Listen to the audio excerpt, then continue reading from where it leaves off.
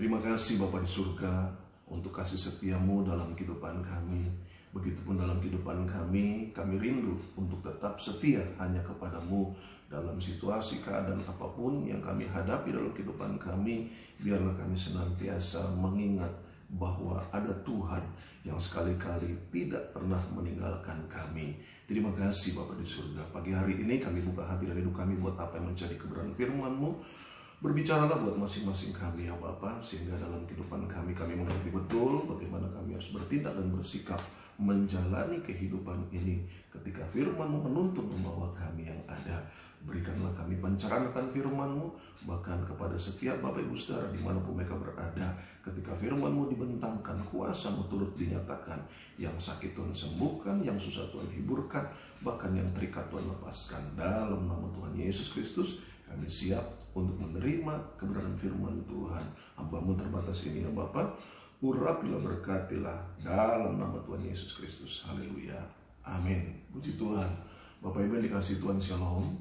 Kita bersyukur dalam anugerah Tuhan di mana kita boleh ada sebagaimana kita ada, dan tentunya menjadi sukacita dalam kehidupan kita karena terus waktu berjalan tetapi kita boleh ada dalam perlindungan Tuhan, dalam penjagaan Tuhan. Bukankah ini menjadi satu hal yang harus kita syukuri ya, sebagaimana kita ada pagi hari ini. Mungkin juga ada di antara Bapak Ibu Saudara yang saat ini juga mengalami gangguan kesehatan dan sebagainya, tetapi biarlah kita juga tetap bersyukur dalam kasih karunia Tuhan di dalam apapun yang Tuhan izinkan terjadi atas kehidupan kita yang ada ya.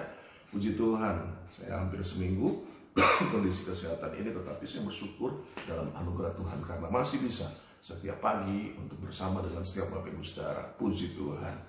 Pagi hari ini kita akan belajar apa yang menjadi kebenaran firman Tuhan dalam 10 perintah Tuhan ya.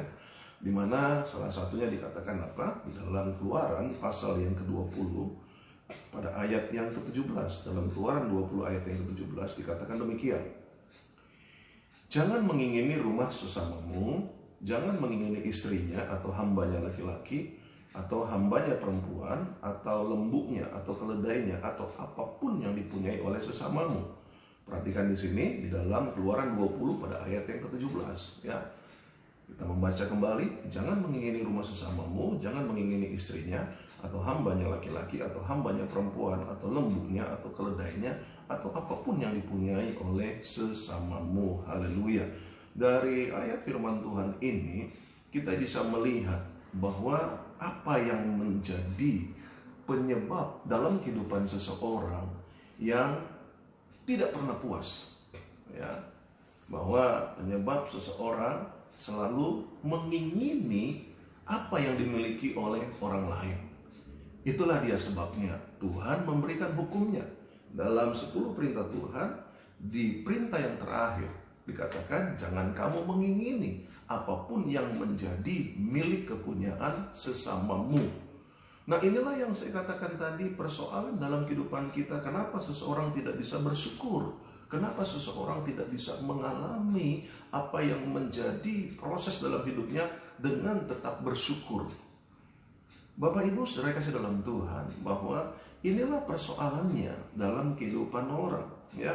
Ada seseorang yang memiliki barang-barang yang ada, rumah, mobil dan sebagainya. Dan ketika seseorang tersebut, seseorang yang lainnya melihat itu dan mulailah timbul dalam hatinya, dalam pikirannya untuk saya juga harus bisa, saya juga harus seperti itu. Dan biasanya hal yang bersaing seperti ini atau tidak bisa bersyukur seperti ini ada di tengah-tengah lingkungan keluarga ya. Antara keluarga yang satu, antara saudara yang satu dengan saudara yang lain, itu selalu ingin bersaing. Hanya ingin diakui ya. Hanya ingin diakui keberadaannya bahwa ia adalah orang yang berhasil. Jadi dia mencoba mengkamuflase, memanipulasi apa yang menjadi keberadaan dirinya itu dengan memaksa dirinya melakukan hal-hal yang demikian. Sehingga tidak heran ada orang-orang juga yang mengalami banyak hal ya, yang akhirnya menjadi bermasalah dalam kehidupan selanjutnya ya. Nah, inilah yang terjadi dalam kehidupan banyak orang ya. Itu sebabnya pagi hari ini saya mau menyampaikan apa yang menjadi renungan pagi hari ini, yaitu belajar puas dengan hidup ini. Ya, artinya belajarlah puas dengan apa yang ada. Karena kita tahu bahwa semua itu datangnya daripada Tuhan. Ya, nah oleh karena itu dalam kesempatan ini kita mau belajar apa yang menjadi dampak seseorang, ya, yang menjadi dampak seseorang apabila ia tidak pernah mau puas dengan apa yang ada, yang selalu mau menginginkan apa yang diingini oleh orang lain, ya. Nah, inilah yang menjadi hal-hal yang bisa kita perhatikan, ya, di dalam Alkitab, dalam firman Tuhan. Yang pertama, apa akibatnya kalau kita selalu menginginkan apa yang menjadi milik orang lain? Kalau tadi di dalam Keluaran 20:17 dikatakan, jangan kamu menginginkan apa yang dimiliki oleh orang lain. Tetapi yang saya katakan, banyak orang justru melanggar apa yang menjadi perintah Tuhan tersebut. Nah, dampaknya apa sih? Amsal 23, mari kita melihat di dalam Amsal pasal yang ke-23, ya. Pada ayat yang keempat, kita lihat di dalam Alkitab. Pada Amsal pasal yang ke-23 dikatakan demikian. Oke. Pada ayat yang keempat. Atau kita mulai dengan ayat yang pertama, ya. Amsal 23. Bila engkau duduk makan dengan seorang pembesar, perhatikanlah baik-baik apa yang ada di depanmu. Taruhlah pisau pada lehermu bila besar nafsumu. Ya, biasanya seperti itu. Kalau kita duduk sama pembesar, ya, kita senang sekali melihat apa yang dimilikinya, ya. Bisa jam tangannya, bisa tasnya, bisa sepatunya, bisa jasnya, bisa apanya. Nah, inilah yang diingatkan oleh Alkitab. Jadi waktu kita ada bersama dengan seorang pembesar, perhatikan baik-baik yang ada di depanmu. Taruhlah pisau pada lehermu bila besar nafsumu, ya. Ya kan? Jadi kebanyakan seperti itu. Makanya tidak heran ketika seseorang diundang oleh pembesar, begitu melihat yang saya sebutkan, jam tangannya, tasnya, bajunya, pakaiannya, dressnya, apanya lah, mulai itu dalam pikiran, ih, bagus ya. Oh, kalau saya pakai jam seperti yang dipakai pembesar itu, maka posisi saya sama seperti pembesar itu. Nah, ini dia nih, perasaan-perasaan yang seperti ini nih, yang kadangkala menjebak diri seseorang, ya. Jadi kalau dia merasa menggunakan tas yang menjadi milik artis, maka dia seperti artis itu. Kalau dia pakai sepatu yang dipakai oleh pembesar itu, maka dia akan seperti pembesar itu. Nah, Alkitab yang bilang, makanya taruh pisau di lehermu, supaya apa? Supaya kau jangan mengikuti hawa nafsumu, ya. Dalam hal ini dikatakan apa? Jangan ingin akan makanan yang lezat itu, adalah hidangan yang menipu. Kenapa dikatakan adalah hidangan yang menipu? Kita tidak mencoba untuk menghakimi, ya. Tetapi ini yang menjadi kebanyakannya juga, bahwa kadangkala hal-hal yang terjadi atau yang didapatkan, ya. Kalau kita bilang itu adalah hal yang menipu, bisa saja itu juga adalah hal-hal yang bukan dari hasil yang halal, hasil yang baik. Jadi kalau kita menginginkan sesuatu yang seperti itu, berarti bisa saja itu karena hasil korupsi dan lain sebagainya. Karena jangan kau mau, artinya tertipu dengan apa yang ada, gitu loh. Itu sebabnya dalam ayat yang keempat yang saya mau tekankan di sini, jangan bersusah payah untuk menjadi kaya, tinggalkan niatmu ini, haleluya, ya. Jadi ketika kita ada di depan pembesar, diundang oleh pembesar, oleh siapapun yang dianggap sebagai pembesar, lalu mulai kita melihat apa yang menjadi hal-hal yang dikenakannya, hal-hal yang dipakainya, kita mulai terobsesi ingin mendapatkan hal itu. Tentunya itu nilainya adalah nilai-nilai yang tidak murah, ya. Dan akhirnya apa? Kita mencoba memaksa diri kita, ya. Dan akhirnya apa? Bersusah payah, gitu loh. Untuk apa? Untuk menjadi kaya, untuk menjadi seperti pembesar itu sendiri. Nah, inilah yang menjadi masalah dalam kehidupan banyak anak-anak Tuhan bahkan, ya, di mana mereka lupa bahwa mereka adalah anak Allah yang maha tinggi. anak daripada raja di atas segala raja, yang artinya apapun yang kita miliki dalam kesempatan hidup kita, ya, itu tentunya memiliki nilai yang tinggi di hadapan Tuhan, bukan dengan ukuran harta materi yang diukurkan oleh dunia ini. Sehingga Alkitab ingatkan, jangan bersusah payah untuk menjadi kaya, tinggalkan niatmu ini. Nah, hal yang pertama, apa akibatnya kalau kita menginginkan apa yang menjadi milik orang lain? Kelelahan, ya. Dia akan selalu lelah dalam hidupnya, ya. Kenapa? Dia tidak pernah puas dengan apa yang bisa dia makan, dia minum pada hari itu, pada saat itu. Sehingga dia mulai hidup dengan halusinasi, ya.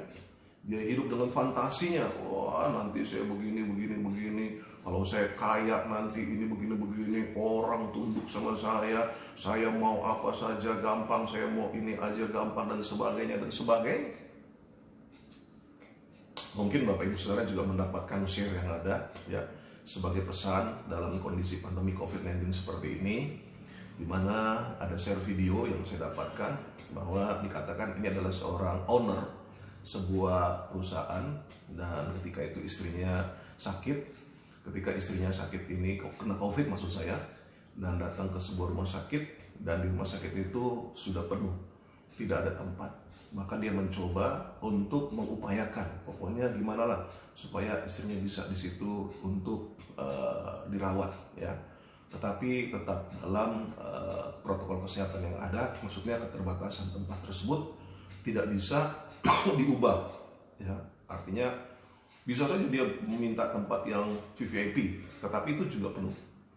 Nah, akhirnya apa yang bisa kita pahami? Kadang-kala ada saatnya uang nggak bisa bikin apa-apa, betul, ya. Uang nggak bisa bikin apa-apa. Nah, inilah hal-hal yang juga perlu kita perhatikan, bahwa kita seringkali menginginkan hal-hal yang dimiliki oleh orang lain, lalu bersusah payah untuk menjadi kaya, yang justru akhirnya menjadi kecewa. Kenapa? Karena mengalami kelelahan, ya. Yang kedua, kalau kita mengacu kepada Pengkhotbah, ya, pasal yang kelima, pada ayat yang kelima dikatakan apa?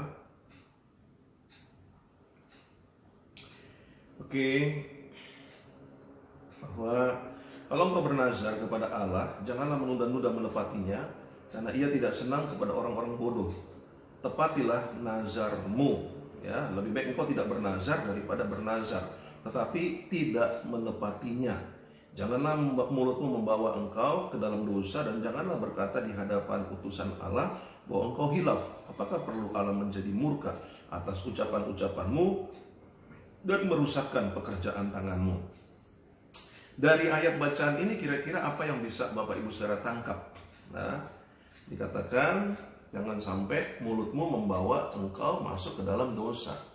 Jadi maksudnya begini, kalau kita melihat di dalam ayat ini, ya, kita kalau berpikir gini, jangan kau bernazar, karena nazar itu akan diminta sama Tuhan. Ini apa, dalam kategori apa ini artinya nazar ini? Berarti hutang, ya, hutang nazar sama Tuhan. Nah, inilah yang terjadi. Seseorang yang menginginkan apa yang dimiliki oleh orang lain tanpa melihat kemampuannya, maka dia mulai mengumbar apa yang menjadi keinginan besarnya. Dengan cara apa? Akhirnya menghalalkan segala cara, ya. Bagaimana caranya menghalalkan segala cara? Ya, dengan berhutang, ya. Dengan berhutang, dengan harapan bahwa nanti dalam kesempatan saya punya apa yang menjadi dagang saya berhasil, pekerjaan saya berhasil, bisnis saya berhasil, maka saya akan melunasi hutang-hutang saya tersebut. Ini dalam pikirannya. Tetapi ketika dia mengalami banyak kendala yang mungkin di luar perhitungannya, yang mengakibatkan justru kegagalan dan kerugian, disitulah terjadi yang namanya penderitaan lainnya, ya. Selain kelelahan, tetapi juga dikejar-kejar hutang akhirnya. Nah, inilah hal-hal yang menjadi masalah apabila seseorang dia tidak mau, ya, tidak mau atau lebih tepatnya saya katakan selalu menginginkan apa yang dimiliki oleh orang lain. Ya, iri hati, selalu pengen apa yang dimiliki oleh keluarganya, oleh saudaranya. Ya. Nah ini bahaya sekali. Yang ketiga selanjutnya, hal apa yang menjadi masalah bagi orang yang selalu mau menginginkan apa yang menjadi milik orang lain? Ya. Nah kalau kita melihat di dalam Pengkhotbah pasal yang kelima, ya, mulai dari ayat yang ke-10 dikatakan demikian. Siapa mencintai uang tidak akan puas dengan uang, dan siapa mencintai kekayaan tidak akan puas dengan penghasilannya. Ini pun sia-sia. Dengan bertambahnya harta, bertambah pula orang-orang yang menghabiskannya. Dan apakah keuntungan pemiliknya selain daripada melihatnya? Ini udah hukumnya udah seperti itu yang Tuhan buat, ya. Jadi waktu kita mulai bertambah harta, ya bertambah pula dikatakan orang-orang yang menghabiskannya. Siapa orang-orang yang menghabiskannya? Ya orang-orang yang mensupport orang yang memiliki harta itu, ya. Sehingga yang ada akhirnya dia tanpa sadari dia digerogoti dengan apa yang ada. Nah itu seperti itu. Nah apa yang selanjutnya kita lihat, bahwa enak tidurnya orang yang bekerja, baik ia makan sedikit maupun banyak. Tetapi kekenyangan orang kaya sekali-kali tidak membiarkan dia tidur. Ada kemalangan yang menyedihkan kulihat di bawah matahari. Kekayaan yang disimpan oleh pemiliknya menjadi kecelakaannya sendiri. Dan kekayaan itu binasa oleh kemalangan, sehingga tidak ada satupun padanya untuk anaknya. Bahkan dikatakan apa? Sebagaimana ia keluar dari kandungan ibunya, demikian juga ia akan pergi telanjang, seperti ketika ia datang, dan tidak diperolehnya dari jerih payahnya suatu pun yang dapat dibawa dalam tangannya. Haleluya. Nah, inilah apa yang menjadi kebenaran firman Tuhan. Ya, semuanya akhirnya sia-sia. Jadi kalau boleh saya katakan sebagai hal berikutnya, kenapa kita dampak apa, akibat apa yang terjadi kalau seseorang itu selalu menginginkan milik orang lain? Yang pertama kelelahan, ya, secara fisik, secara mental. Yang kedua adalah karena terikat dengan hutang piutang, ya. Yang ketiga selanjutnya adalah menjadi khawatir dalam hidupnya. Kekayaannya itu tidak bisa menolongnya, sehingga tidur saja pun dia nggak pernah bisa nyenyak, ya. Dia tidak pernah bisa istirahat dengan baik. Nah, yang berikutnya juga dikatakan bahwa dalam Yakobus pasal yang keempat pada ayat yang pertama, apa yang dikatakan dalam kitab Yakobus pasal yang keempat pada ayat yang pertama dikatakan demikian. Dari manakah datangnya sengketa dan pertengkaran di antara kamu? Bukankah datangnya dari hawa nafsumu yang saling berjuang di dalam tubuhmu? Haleluya. Apa yang bisa kita dapat akibat dari orang yang menginginkan apa yang dimiliki oleh orang lain, dengan kata lain orang yang iri, ya, orang yang dengki, adalah konflik, timbulnya konflik, ya. Ini yang terjadi, gitu loh. Yang selanjutnya akhirnya bahwa timbul yang namanya ketidakpuasan. Dalam Pengkhotbah 5 kita sudah membaca di situ. Jadi bagaimanapun kita berusaha keras untuk memiliki apa yang menjadi keinginan kita, apabila itu belum Tuhan berikan, maka yang ada akhirnya adalah kehidupan yang tidak pernah puas, tidak pernah puas, tidak pernah puas, yang akibatnya kehancuran dalam diri seseorang tersebut. Nah, oleh karena itu, bagaimana caranya supaya kita bisa puas menghadapi atau menerima apa yang Tuhan percayakan dalam kehidupan kita? Nah, ya, beberapa hal yang perlu kita miliki di dalam pemahaman kita pagi hari ini. Kalau kita mengacu kepada 2 Korintus pasal yang ke-10, 2 Korintus pasal yang ke-10 pada ayat yang kedua, kita melihat di dalam 2 Korintus pasal yang ke-10. Oke, pada ayat yang ke-12 dikatakan apa? 2 Korintus pasal ke-12 dikatakan, memang kami tidak berani menggolongkan diri kami kepada atau membandingkan diri dengan orang-orang tertentu yang memujikan diri sendiri. Mereka mengukur dirinya dengan ukuran mereka sendiri dan membandingkan dirinya dengan diri mereka sendiri. Alangkah bodohnya mereka. Ya. Sebaliknya kami tidak mau bermegah melampaui batas, melainkan tetap di dalam batas-batas daerah kerja yang dipatok Allah bagi kami, yang meluas sampai kepada kamu juga. Ya. Nah, ini adalah pandangan Paulus tentang dirinya. Dia bilang apa? Saya baca kembali dalam 2 Korintus 10 ayat 12. Memang kami tidak berani menggolongkan diri kepada atau membandingkan diri dengan orang-orang tertentu yang memujikan diri sendiri. Berarti ada dalam keberadaan Paulus pada saat itu ada orang-orang yang memuji dirinya sendiri. Yang dikatakan bahkan mereka mengukur dirinya dengan ukuran mereka sendiri dan membandingkan dirinya dengan diri mereka sendiri. Nah, ini dia, alangkah bodohnya mereka. Ini yang kita bisa lihat di dalam apa yang menjadi kebenaran firman Tuhan ini.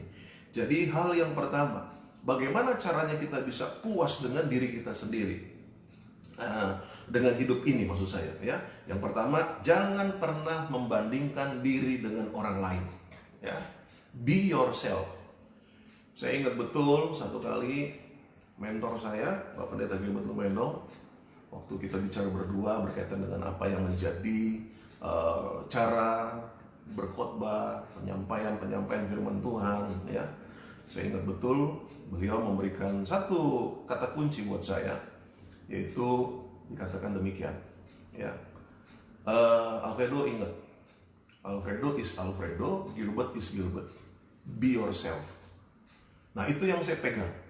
Jadi tentunya beliau juga mengatakan bahwa ada kalanya memang istilahnya gaya dan juga model yang ada itu dari pemimpin akan turun kepada yang dipimpin, ya. Tetapi kita harus menjadi diri sendiri. Itu pesan beliau kepada saya sebagai mentor dalam hidup saya, ya. Nah, inilah hal yang juga menjadi sebuah ingatan dalam kehidupan kita, Bapak Ibu saudara kasih dalam Tuhan. Jadi jangan pernah membandingkan diri kita itu dengan orang lain. Itulah yang menjadi kebodohan dalam kehidupan seseorang, sehingga dia tidak seperti apa yang Tuhan mau dalam hidupnya untuk menjadi seperti apa yang dimana awalnya Tuhan menciptakan dia, gitu loh. Ya, ini harus kita mulai pahami dalam kehidupan kita. Yang pertama, rahasia untuk menjadi puas dalam kehidupan ini, be yourself. Jangan pernah membandingkan diri sendiri dengan orang lain, ya. Tetapi biarlah kita mulai, ya, belajar untuk bersyukur dengan apa yang ada.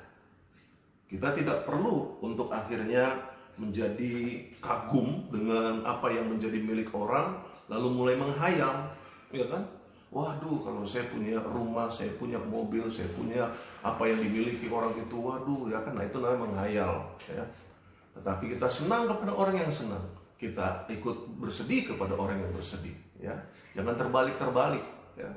Lihat orang senang, iri, marah-marah terus, ya kan begitu. Lihat orang sedih, disyukuri, ya. Nah, ini adalah hal yang tidak tepat.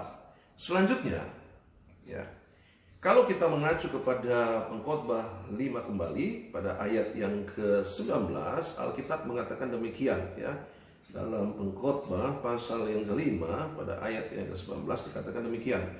Setiap orang yang dikaruniai Allah kekayaan dan harta benda dan kuasa untuk menikmatinya, untuk menerima bahagiannya, dan untuk bersuka cita dalam jerih payahnya, juga itu pun karunia Allah. Haleluya. Yang kedua, bagaimana caranya supaya kita bisa dapat menjadi puas dalam kehidupan ini? Yang pertama saya katakan tadi, jangan pernah membandingkan diri kita dengan orang lain. Be yourself. Yang kedua adalah bicara tentang bagaimana kita bersyukur dengan apa yang ada yang kita miliki. Pengkhotbah 5 ayat 19 tadi katakan bahwa setiap orang, ya, dikaruniakan masing-masing, dikatakan demikian, ya. Dalam Pengkhotbah 5 tadi ayat yang ke-19 saya bacakan kembali. Setiap orang yang dikaruniai Allah kekayaan, nah berarti kekayaan itu juga adalah karunia Allah. Ini harus kita pahami betul, ya. Dan harta benda dan kuasa untuk menikmatinya, perhatikan di sini. Jadi karunia Allah memberikan kita kekayaan, tetapi juga memberikan kita kuasa untuk apa? Menikmatinya. Ada orang yang kerja keras sedemikian rupa untuk mengumpulkan harta, tetapi dia tidak dikaruniai untuk menikmatinya. Ini pun adalah kesia-siaan, ya. Nah, itu sebabnya kalau kita di kesempatan hidup kita dipercayakan Tuhan untuk menikmati karunia dalam hal misalnya fasilitas, ya, baik itu hal yang diberikan atau dipinjamkan atau hal-hal apapun, nikmati saja sampai sejauh itu, gitu loh, ya. Nah, selanjutnya dalam kehidupan kita bersyukur dengan apa yang ada. Inilah kunci di dalam kita boleh menang atas kehidupan ini, ya, supaya akhirnya kita tahu bahwa rahasia untuk kita menjadi puas dalam kehidupan ini yaitu be yourself. Jangan pernah membandingkan diri kita dengan orang lain, lalu bersyukurlah dengan apa yang sudah kita miliki, ya. Nah, selanjutnya lihat di dalam 1 Timotius pasal yang ke-6, ayat yang ke-17 sampai dengan ayat yang ke-19. 1 Timotius pasal yang ke-6, apa yang Alkitab katakan di dalamnya. Oke. Pada ayat yang ke-17 saya akan bacakan buat Bapak Ibu Saudara. Peringatkanlah kepada orang-orang kaya di dunia ini agar mereka jangan tinggi hati dan jangan berharap pada sesuatu yang tidak tentu seperti kekayaan, melainkan pada Allah yang dalam kekayaannya memberikan kepada kita segala sesuatu untuk dinikmati. Ya, perhatikan sekali lagi di sini ada kuasa untuk menikmati. Ada banyak orang-orang yang memiliki apa yang menjadi kekayaannya, tetapi dia tidak bisa menikmati. Kenapa? Karena dia begitu ketakutan, khawatir dengan apa yang menjadi harta miliknya. Bahkan kita sudah juga tahu bagaimana hal-hal yang terjadi ketika orang menyimpan uang dan uangnya itu akhirnya lenyap. Ya, dan ini adalah hal yang sangat mengerikan. Sekian miliar akhirnya lenyap. Ya, dalam artian kalaupun itu diproses, itu tidak mungkin pada saat di mana dia butuhkan dia akan mendapatkannya. Tentunya proses yang panjang, dan itu pun juga masih belum tahu bagaimana akhirnya. Dan itu yang saya katakan, dia memiliki tetapi dia tidak menikmati. Oleh karena itu kita bersyukur saja dengan apa yang Tuhan percayakan dalam kehidupan kita, yang boleh kita nikmati. Selanjutnya, peringatkanlah agar mereka itu berbuat baik, menjadi kaya dalam kebajikan, suka memberi dan membagi. Dan dengan demikian mengumpulkan suatu harta sebagai dasar yang baik bagi dirinya di waktu yang akan datang untuk mencapai hidup yang sebenarnya. Haleluya. Yang ketiga, selanjutnya saya pelajari di sini bagaimana caranya untuk kita bisa bersyukur atau menjadi puas dengan apa yang ada dalam hidup ini. Ya, saya katakan tadi dan saya ulangi lagi bahwa be yourself, jangan pernah membandingkan diri kita dengan orang lain. Syukuri dengan apa yang ada yang kita miliki. Dan akhirnya ayat ini mengingatkan kepada kita bahwa jangan pernah membanggakan apa yang menjadi kekayaan kita, ya. Karena kalau kita bicara membanggakan kekayaan kita, akhirnya kita terjebak dalam keadaan di mana kita lupakan Tuhan. Seolah-olah bahwa itu saya karena pintar, saya bisa, saya mampu, saya hebat sehingga saya bisa menghasilkan apa yang menjadi kekayaan-kekayaan yang saya miliki. Ini adalah kejahatan di mata Tuhan, ya. Jadi ini yang perlu kita lihat. Jadi jangan menganggap diri kita hebat dari orang lain, ya. Jangan merasa kita lebih kaya dari orang lain. Nah, yang kedua, jangan menyandarkan keamanan kepada kekayaan tersebut. Itu sebabnya saya katakan tadi bahwa Allah tidak suka dengan hal-hal yang demikian. Ketika kita dipercayakan untuk apa yang menjadi kepercayaan, yaitu baik itu dalam bentuk kekayaan-kekayaan yang ada, tetapi ketika kita mulai menyandarkan diri kita kepada kekayaan tersebut, tidak mengherankan kita akan mengalami kekecewaan sampai pada akhirnya kehancuran yang akan dialami oleh orang-orang yang menyandarkan kehidupannya kepada kekayaannya. Ya, jadi ini adalah hal yang perlu untuk kita pahami. Kalau saya analogikan begini, orang tuh kalau mancing, ya, untuk makan misalnya, ya, dia untuk makan. Seorang nelayan, dia mengandalkan apa yang menjadi menjadi andalannya, yaitu dengan apa yang dia tangkap, ya, yaitu ikan-ikan yang besar. Nah, udah dia mulai tangkap ikan yang besar ini, lalu dia kumpulkan pada hari itu misalnya, saya analogikan demikian. Lalu mulai dia berpikir bahwa, wah, saya orang yang kaya nih sebagai nelayan. Kenapa? Ikan saya banyak, ya. Nah, lalu selanjutnya apa? Ketika dia mempertahankan ikan itu, ingat akan ada masanya ikan itu membusuk, ya kan? Tetapi dia bertahankannya dan sebagainya. Sampailah pada akhirnya ia kecewa. Kenapa? Karena kekayaannya itu akhirnya tidak bisa dimakan ataupun juga tidak bisa untuk digunakan lagi, ya. Dengan kata lain, habis seperti itu. Kenapa? Karena dia menyandarkannya kepada ikannya itu. Harusnya dia menyandarkan hidupnya itu kepada apa? Kepada jalaknya atau kepada perahu di mana dia menggunakannya. Jadi jangan sampai kita salah mengerti, kalau kita diberkati Tuhan, bukan kekayaan ini yang memberkati kita, tetapi Tuhan yang memberkati kita. Jadi kita harus menyandarkan hidup kita hanya kepada Tuhan. Hal-hal yang kita miliki ini hanyalah sebagai fasilitas dalam kehidupan kita. Itu sebabnya hal ini perlu untuk kita pahami, ya. Nah, yang selanjutnya di dalam ayat bacaan dengan 1 Timotius ini tadi kita sudah melihat bahwa gunakan apa yang menjadi kekayaan kita itu untuk hal-hal yang baik, gitu loh. Untuk hal-hal yang bermanfaat. Bahkan berilah dengan sukacita, gitu loh. Jadi ini adalah hal yang perlu untuk kita pahami dalam kehidupan kita, yaitu belajar membagi apa yang menjadi hak daripada orang lain. Saya ingat betul, ya, di mana di dalam peristiwa seorang bendahara yang tidak jujur, ya, Tuhan Yesus memberikan perumpamaan itu tentang bendahara yang tidak jujur. Nah, ini Bapak Ibu Saudara, saya mau tunjukkan ada satu ayat yang coba saya mau setiap kita melihat, ya. Di dalam ayat yang ke-12 dalam Lukas 16 ayat 12, ya. Perhatikan begini. Lukas 16 ayat 12. Dan jikalau kamu tidak setia dalam harta orang lain, siapakah yang akan menyerahkan hartamu sendiri kepadamu? Ini pernah saya sampaikan, tetapi kembali saya mau sampaikan pagi hari ini. Dikatakan demikian. Dan jikalau kamu tidak setia pada harta atau dalam harta orang lain, siapakah yang akan menyerahkan hartamu sendiri kepadamu? Berarti dari ayat firman Tuhan ini kita bisa mengerti, ada harta masing-masing orang. Tetapi jangan salah mengerti, dalam diri masing-masing orang tersebut ada juga harta orang lain di dalamnya yang Tuhan percayakan. Makanya kalau kita lihat dalam ayat yang ke-10 dikatakan, barang siapa setia dalam perkara-perkara kecil, dikatakan apa? Ia setia juga dalam perkara-perkara besar. Dan barang siapa tidak benar dalam perkara-perkara kecil, ia tidak benar juga dalam perkara-perkara besar. Haleluya. Jadi ini jelas hukumnya, gitu loh.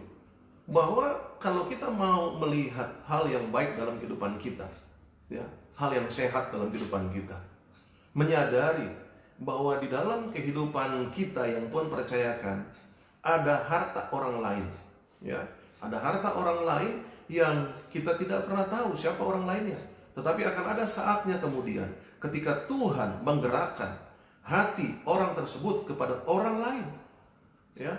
Jadi ini adalah hal yang perlu untuk kita miliki, belajar kepekaan akan hal tersebut. Sehingga akhirnya kita mengerti, di dalam ayat ini dikatakan jelas di dalam 1 Timotius pasal yang ke-6 yang sudah kita baca di sini, bahwa ketika kita melakukan hal-hal yang demikian, bahwa kita sedang mempersiapkan apa yang menjadi berkat di dalam kesempatan kemudian. 1 Timotius 6, kembali saya bacakan pada ayat yang ke-18. Peringatkanlah agar mereka itu berbuat baik, menjadi kaya dan kebajikan, suka memberi dan membagi. Dan dengan demikian mengumpulkan suatu harta sebagai dasar yang baik bagi dirinya di waktu yang akan datang untuk mencapai hidup yang sebenarnya. Haleluya. Bapak Ibu Saudara kasih dalam Tuhan, saya tetap percaya hukum firman Allah yang berkata bahwa anak cucu orang benar tidak akan pernah meminta-minta roti. Apa maksudnya dalam kaitan ini? Saya tetap melihat bahwa di dalam kehidupan orang yang suka memberikan tanggung jawab daripada atau melakukan tanggung jawab yang Tuhan percayakan dalam kehidupannya, yaitu bagian orang lain adalah bagian orang lain di mana dia memberikannya atau dia mengembalikan kepada orang tersebut, maka ia akan melihat anak cucunya tidak akan pernah minta-minta roti. Mengerti maksudnya Bapak Ibu Saudara? Begini, itu yang saya katakan tadi. Dalam diri kita, dalam keuangan kita, dalam kehidupan kita, bisa saja Tuhan percayakan ada yang namanya harta orang lain. Makanya dalam kesempatan kemudian nih, setelah sekian waktu dalam keberhasilan kita, tiba-tiba ada orang yang mungkin tidak kita kenal, ya, ataupun kita baru mengenalnya, dan di dalamnya Tuhan mengingatkan, ayo tolong dia, bantu dia, misalnya seperti itu. Lalu kita merasa bahwa ada dorongan kuat untuk melakukan hal itu, dan kita mencegahnya. Saya mau katakan, maka disitulah kita sedang tidak dipercaya dengan perkara-perkara yang besar. 1 Timotius tadi dikatakan, ya, pada ayat yang Lukas 16 pada ayat yang ke-10. Barang siapa dapat dipercaya dengan perkara yang kecil, dia setia dengan perkara yang kecil, dia akan setia juga pada perkara yang besar. Jadi jelas di sini ya, hal-hal ini perlu untuk kita pahami dalam kehidupan kita ya. Selanjutnya, jadi jelas 3 hal tadi yang saya sudah sampaikan. Bagaimana caranya untuk kita bisa menjadi puas dalam kehidupan ini? Jangan membandingkan diri kita dengan orang lain, be yourself. Bersyukur dengan apa yang kita miliki, dan akhirnya belajar memberikan apa yang menjadi bagian orang lain dalam kehidupan kita ya. Jangan menahan-nahannya ya. Dan yang terakhir, dalam 2 Korintus pasal yang keempat ayat yang ke-18, sebelum kita mengerjakan segala aktivitas kita dalam kehidupan kita ya, kita mau setiap kita akhirnya mengerti bagaimana caranya kita menjalani kehidupan kita ini. Ayat yang ke-18 dalam 2 Korintus pasal yang keempat. Sebab kami tidak memperhatikan yang kelihatan, melainkan yang tidak kelihatan. Karena yang kelihatan adalah sementara, sedangkan yang tidak kelihatan adalah kekal. Apa yang boleh saya sampaikan pada poin yang keempat ini berkaitan dengan bagaimana caranya untuk kita bisa puas dalam kehidupan ini. Mengingat bahwa apa yang ada ini hanyalah sementara. Marilah kita fokus kepada kehidupan kekal. Dalam kekekalan kita tahu saatnya di bumi inilah kita menaburnya. Dan dalam kesempatan kemudian kita akan menuainya, yaitu di masa-masa kekekalan. Apa yang bisa kita lakukan di dalamnya? Taburlah dengan apa yang bisa engkau kerjakan. Baik itu cara berpikirmu, tenagamu, tindakanmu, kekayaanmu, dan sebagainya. Ya, inilah hal yang perlu untuk kita pahami dalam kehidupan kita yang ada, sehingga di dalamnya kita boleh terus maju untuk melihat apa yang menjadi kedahsyatan dan kebesaran Tuhan dalam kehidupan kita, sehingga kita tidak menjadi orang yang menginginkan apa yang menjadi milik orang lain, tetapi puas dengan apa yang ada, yang sudah Tuhan percayakan dalam kehidupan kita semua yang ada. Haleluya, amin. Puji Tuhan, Bapak Ibu yang dikasih Tuhan, terima kasih dalam kebersamaan ini. Kiranya Tuhan memberkati buat setiap Bapak Ibu Saudara yang ada. Mungkin saya tidak bisa berdoa satu persatu buat setiap Bapak Ibu Saudara, tetapi dalam kesempatan setelah selesainya siaran ini pun saya akan berdoa buat setiap Bapak Ibu Saudara ya, dalam doa-doa saya yang ada. Karena itu Bapak Ibu Saudara juga tidak kalau tidak keberatan bisa menuliskan apa yang menjadi pokok-pokok doanya ya. Tentunya saya akan topang doa buat setiap pokok-pokok doa yang Bapak Ibu Saudara sampaikan, baik mungkin secara japri ke dalam ke handphone saya, ataupun juga di dalam kesempatan ini sampaikan saja. Saya akan doakan buat setiap Bapak Ibu Saudara, tetapi mungkin tidak secara langsung seperti ini, namun itu menjadi pokok-pokok doa di dalam doa-doa pribadi saya yang ada. Puji Tuhan. Terima kasih. Kiranya apa yang menjadi sukses hari ini menyertai langkah Bapak Ibu Saudara yang ada. Kita tundukkan kepala, kita berdoa, kita akhiri apa yang menjadi doa pagi hari ini. Haleluya. Bapak, terima kasih buat anugerah-Mu di kesempatan hari ini. Kami boleh ada sebagaimana kami ada. Kami bersyukur dalam anugerah Tuhan. Apa yang sudah menjadi kebenaran firman Tuhan, biarlah itu boleh menjadi rema dalam kehidupan setiap masing-masing kami yang ada. Berkati Bapak Ibu Saudara yang ada. Kalau ada yang sakit, Tuhan sembuhkan sakit mereka oleh kuasa bilur-bilur darah Tuhan Yesus. Mujizat Tuhan dinyatakan. Begitupun juga kalau ada yang menjadi pergumulan dalam keuangan mereka, Tuhan campur tangan di dalamnya. Bahkan kami juga berdoa, Tuhan juga kiranya memberkati buat apa yang menjadi kebutuhan hidup mereka yang ada. Kalau mereka berdagang, Tuhan berkati dagang mereka, usaha mereka, bisnis mereka. Kalau mereka bekerja, Tuhan berkati pekerjaan mereka yang ada.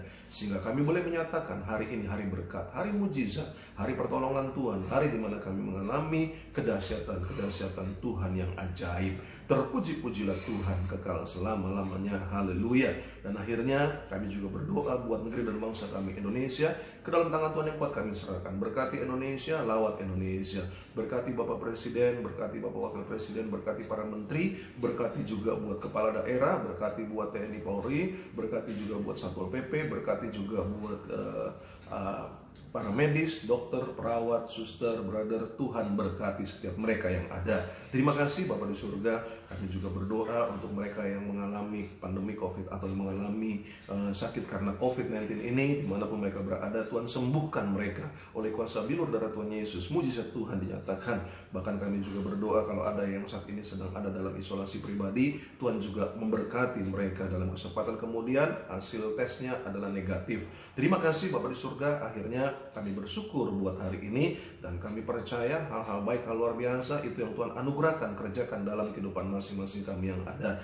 Berkati gereja-gereja Tuhan di mana-mana tempat, berkati juga buat setiap pemimpin-pemimpin rohani yang ada dimanapun mereka berada. Tuhan kiranya memberkati. Terima kasih Bapa di surga. Akhirnya Bapak Ibu serasi dalam Tuhan, ingatlah bahwa sesungguhnya Allah itu baik. Sekali-kali Ia tidak pernah meninggalkan kita. Ia menyertai kita sampai kesudahan akhir zaman.